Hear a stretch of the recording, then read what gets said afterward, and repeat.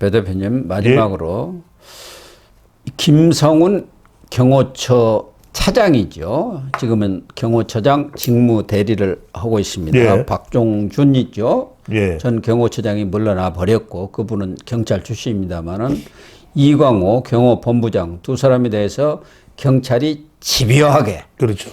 영장을 청구를 했어요. 예. 신청을 한 거죠. 검찰한테. 그렇습니다. 원래 검찰이 해야 하니까요. 예. 근데 검찰이 3번이나 반려를 해버렸잖아요. 예. 더 조사에 아직은 좀 부족해 해갖고 반려하다 보니까 경찰이 이제 검찰한테 대든 게 서울 고검한테 예. 그 영장심사위원회를 좀 열어가지고 서부지검에서 계속 영장을 반려하고 있는데 그 타당성을 좀 결정을 해주세요 했는데 예. 고법에서 네네.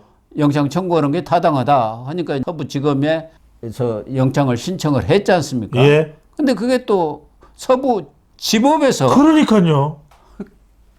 이 기각 판정이 내려버렸네. 영장 그러니까요. 기각. 그러니까요. 자기들 중앙지검도 아니고 또 서부지법이야 믿을만한데 아니냐. 판사 쇼핑도 하고 우리가 영장 쇼핑도 했다고 해갖고 그거는 믿은 데다 갖다 냈는데 딱 기각. 영장이 받아들여지겠지 이렇게 생각했는데 여기서 여러분들 굉장히 중요한 게 분석은 항상 과학적이어야 됩니다. 구속이 이 받아들여지는 거 인용이 되는 건 뭡니까? 3가지입니다. 하나, 죄가 완전히 명백하다고 볼 때. 예. 두 번째는 도주의 우려가 있을 때. 세 번째로는 증거인멸의 우려가 있을 때. 이거 아니겠습니까? 예. 근데 서부지방법원의 허 판사가 뭐라고 얘기했습니까? 판사가 허판사입니다. 허판사 그럽니다. 이거요, 다투어야 됩니다. 법적으로 다툴 내용입니다. 완전히 명백한 죄가 안 된 거예요. 예, 허준서 영장 전담 판사. 허준서 영장 전담 판사예요. 이순영하고는 전혀 달라요. 딱 이야기하잖아요. 실한미하고도 달라요. 딱 이야기하잖아요. 네. 이건 다툴 내용입니다. 그러니까 김성훈 경호처장이 뭐라고 이야기를 합니까? 자, 경호처장이 됐죠, 이제. 경호처장이 됐는데 김성훈이 뭐라 그럽니까? 아니, 이거는 우리는 당연하게 체포를 하러 오면은 이거에 대해서는 우리는 어떤 것도 지금 제시된 서류가 없고 우리는 현직 대통령을 경호해서 막아야 된다. 이 얘기를 한 겁니다. 이러니까 지금 서부지법에서 내린 판결이니까 또 공수처로 시선이 올려. 공수처도 뭐 한 거야? 그렇게 된 거죠. 그러니까 그때도 이 체포영장이 적법하냐 이야기가 나왔지 않습니까? 예. 그 부분이 또 문제가 된 거죠. 두 번째는 도주의 우려. 경호처장이 어디로 도주하죠? 경호처장인데. 경호처장이 대통령 경호하는 사람이 어디로 경호처장이 가요? 어디로 도주? 말이 안 되잖아요.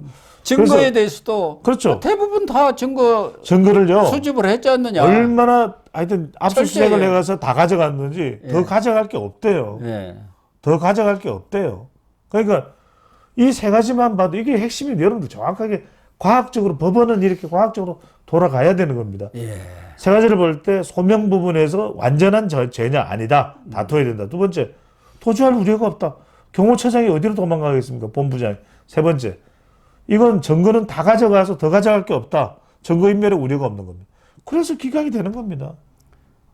이 영장 기각에서는 구체적으로 이 부분에 대해서는 나오지 않았는데 대부분의 사람들은 우선 이 체포 영장을 집행을 하는 것은 좋은데 이 군사 시설 지역 아닙니까? 그렇죠. 그거는 경호처의 허가를 받아야 하는데 허가장이 그렇죠. 없었지 않습니까? 그것도 누구 뭐 턱 찍었다 그러지 않았어요? 나중에도. 그것도 이제 505 경비대인가 예. 그 사람은 이 관저에 들어갈 수 있는 걸 허가할 수 있는 권한이 없는 사람 아닙니까? 예. 그 사람 관인을 억지로 찍었다는데 그건 전혀 효력이 없는 거고 또 하나는 그러니까 경호처의 허가가 없이 체포로해로 들어갔다는 거 하나가 문제가 적법성 되고 문제된 거죠. 네. 둘째 이 경찰에서 이 물리력을 동원해서 막았다는 거 이 부분을 이제 경찰에서 체증을 하지 않습니까? 예. 카메라 가져가서 뭐 시위 때 그런데 이 경호 지역 특히 대통령 관저는 체증을 경호처의 허가를 받아야 체증이 가능해요. 그런데 이건 불법 체증한 거기 때문에 독과독수죠.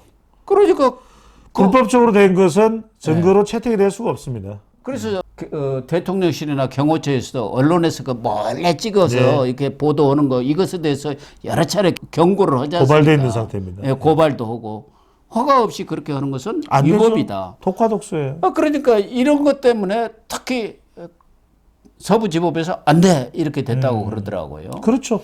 또 하나가 뭐냐면은 윤석열 대통령이 뭐 이렇게 저렇게 지시하지 않았나? 윤석열 대통령이 지시했다는 걸 그렇죠. 이걸 지금 수사하려는 거 아닙니까? 또 하나는 뭐 김건희 여사가 아니 총 들고서 뭐해? 맘 맞고 말이야. 그런 발언을 했다고 이제 주장하는 부분에 대해서 전부 다 김성훈 처장은 또 이광호 본부장인가요? 아니다. 그런 이야기를 윤석열 대통령도 김건희 여사도 한 적이 없다. 그러니까 이게 물론 뭐 조사를 정확하게 해봐야 되겠지. 탄핵 정국에도 보면은 뭐가 윤석열 대통령이 이런 말했네, 김건희 여사가 이런 말했네, 이게 너무 많은 겁니다. 정확하게 이런 것들이 정돈돼서 명확하게 밝혀진 내용이거나 또 밝혀져야 될 내용이고 라면 몰라. 그래서 밝혀진 내용을 가지고 근거로 하면 카드라예요. 예. 그런 내용이 들리더라. 그런 내용을 했다고 카드라. 이런 걸로 이제 막 구속영장 청구의 사유로 집어넣고 있는 것이죠.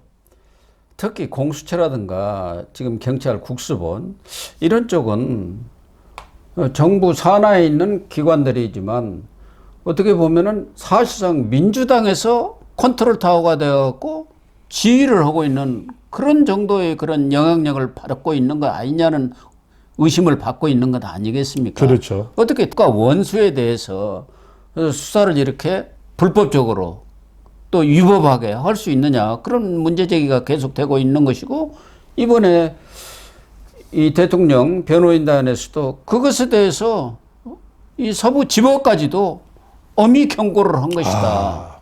그렇게 지금 성명을 발표를 했더라고요. 이 결과를 보면서 이재명 대표나 민주당은 또 어떻게 했어요? 그러니까요. 의문의 3패가 아니라 의문의 4패네요. 이제 서부 지법까지도 안 되네. 그러니까 안 되네. 믿었던 서부 지법 아닙니까? 그리고 누가 보더라도 검찰에서 무슨 억하심정이 있어서 경찰에서 3번이나 올린 그 구속영장 신청을 반려를 거부를 했겠습니까? 그만큼 안 된다는 판단을 한 거 아니겠습니까? 적법 요건이 안 된 거겠죠. 예. 예. 뭐 꼭 윤석열 대통령을 봐주려고 그랬을 리는 없을 것 아니겠습니까? 그런데 이 경찰에서는 아주 집요하게 어떻게 보면 보복 수사, 기어이 윤석열 대통령과 연결을 해야겠다. 그러니까 경호처 차장이라든가 경호원들이 와서 이렇게 물리력을 동원해서 특수공무집행 방해를 했다면 누군가가 지시를 했을 거 아니냐. 윤석열 대통령을 잡아넣겠다. 지금 이런 생각 아닙니까? 경찰 국수본이라는 게 국가 원수를 대통령을 지휘를 받는 이 조직이 오히려 저 이재명 지휘를 받는다. 이런 말까지 나오는 거 아닙니까?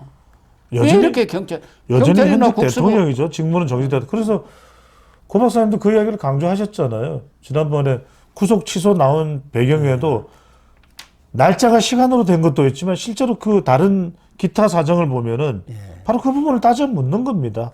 그런 일련의 절차들이 적법했느냐? 그거 아니겠어요?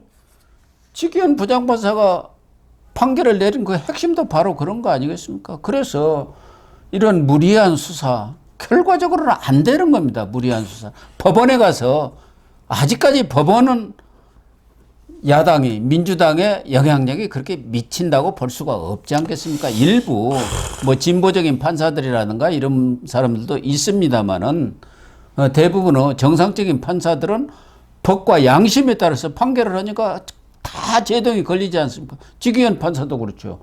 이번에 허준서 판사도 그렇죠. 26일 어떤 선고가 내려질지는 모르겠습니다만 지금 일단 대한민국 사법부에 직위원 허준서 판사가 있네요. 예. 네. 그래서 또 최은정 판사로 이어지지 않겠나. 26일입니다. 양심 있는 판사들이 네. 정말 많이 있는 것 같습니다. 김명수가 우리법연구회를 중심으로 해서 요소에서 이 진보 좌파 판사들을 심어놨지만 그래도 조희대 사법부에서 어느 정도 조금 인사를 통해서 정리는 됐습니다만 아직도 뿌리를 내리고 있는데 역시 실력 있는 정통 판사들이 사법부를 굳건하게 지키고 있구나. 박물관은 살아있다가 아니라 판사는 살아있다네요. 예, 그렇습니다. 그리고 경찰도 제대로 된 수사를 해야지. 경찰의 어떤 수사 능력 부족이랄까 이런 것들이 다 지금 드러나고 있죠. 그러니까 이제 문재인 정권 때 검찰의 힘을 빼기 위해서 수사권 조정, 검수완박이라는 걸 통해 가지고 경찰한테 모든 수사권을 다 넘겨버렸지 않습니까? 사실상 2개 빼고. 그런데 자기 역량이 안 되는 거예요. 역량. 하물며 공수처는 더 말할 것도 없죠. 공수처는 빨리 폐지를 시켜야 할 정도로 아무런 역량이 없이 연 200억씩 세금만 까먹고 있지 않습니까? 결과적으로 이렇게 사법 시스템 자체가 재정비돼야 돼요. 헝클어지고 예. 또 수사력조차도 이렇게 떨어진 것은 문재인 정권의 검수완박. 검수완박 실책이 예. 지금까지도 그 영향을 미친다고 봐야겠죠. 그러니까요. 그러니까 검찰의 조직적 문제를 개선해야 되는 거지. 검찰이 해야 될 일과 업무와 그 중요성을 없애버리는 거, 또 그냥 날려버리는 것, 이건 아닌 것이겠죠. 아무튼 경찰이 윤석열 대통령 부부를 수사계에서 집요하게 일종의 보복 수사랄까 이런 것을 했습니다마는 이번에 법원에서 제동이 걸림으로써 사실상 수사의 동력은 떨어졌다. 이렇게 결론을 내려야 할 것 같습니다. 그러니까요. 한 달 전, 2달 전과 지금의 상황이 또 확 다릅니다. 예. 안타까운 일입니다. 네, 시청자 여러분, 오늘 방송은 여기서 마치도록 하겠습니다. 시청해 주셔서 감사합니다.